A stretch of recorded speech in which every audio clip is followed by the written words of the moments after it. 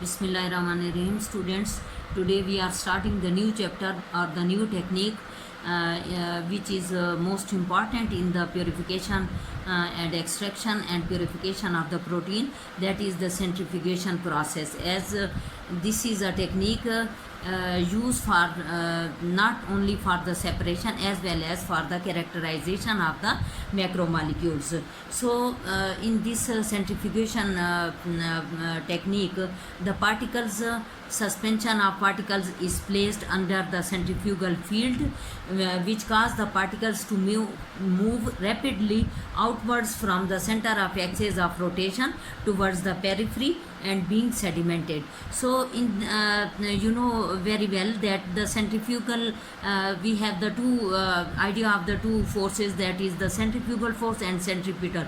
Centrifugal force which move the particles away from the center of axis of rotation, and the centripetal force that move the particles towards the center of axis of rotation. So the particles or suspension of the particles which is take in the container, that container is known as the rotor, and the tubes of the rotor are called the centrifuge tubes.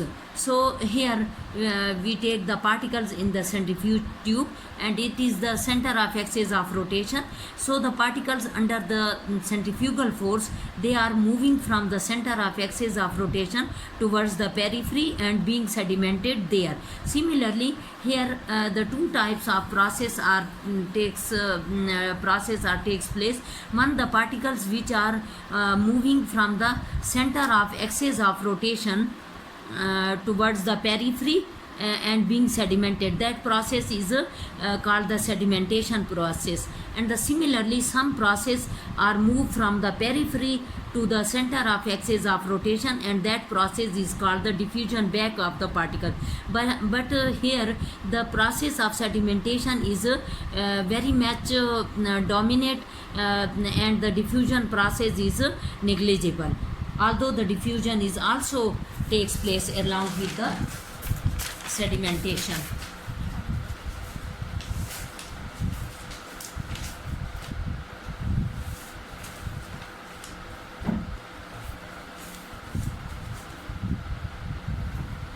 Now, in the centrifugation process, the supernatant when the after the sedimentation of the particles, the particles which are being sedimented is named as pellet, whereas the clear solution that also having some particles that is called the supernatant. So in the centrifuge tube we have the two parts, that is the sedimented particles that are named as pellet, and the clear solvent that is called the supernatant. So that is the centrifuge tube, that is the rotor that having the different centrifuge tubes, and this is the center of axis of rotation, this is the direction of the rotation, and centrifugal force that cause the particles to move away from the center of axis of rotation towards the periphery and being sedimented there. So this is the direction of the centrifugal force. So the centrifuge tube containing the particles suspended in the medium. Centripetal force towards the center of axis of rotation, centrifugal force away from the center of axis of rotation. So the rate of migration of the particles from the center of axis of rotation towards the periphery is called the sedimentation rate or the sedimentation velocity. That sedimentation velocity or sedimentation rate, both are the same. Rate of sedimentation is directly proportional to the applied centrifugal force. Greater will be the centrifugal force, greater will be the rate of sedimentation. So the RCF is the relative centrifugal force, that is equal to omega square R.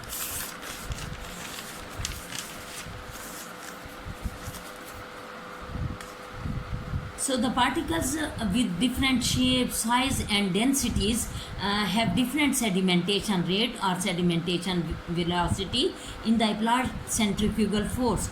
Omega is the angular velocity of the rotor, and the units are radians per second, and the radial distance of the particles are in centimeter from the center of axis of rotation towards the periphery. So the centrifugal field G is equal to omega square r, where G is the centrifugal field, omega is the angular velocity of the rotor, r is the radial distance of the particle. So you know that omega, or the angular velocity of the rotor, one revolution of the rotor equal to 2 pi. So omega will be 2 pi rpm. Rpm is the revolution per minute. Per minute means 2 pi rpm over 60. G is equal to omega square r. G is equal to 2 pi rpm square r over 60 square whole square. So G will be equal to 4 pi square rpm square r over 3600. So the RCF is the relative centrifugal force.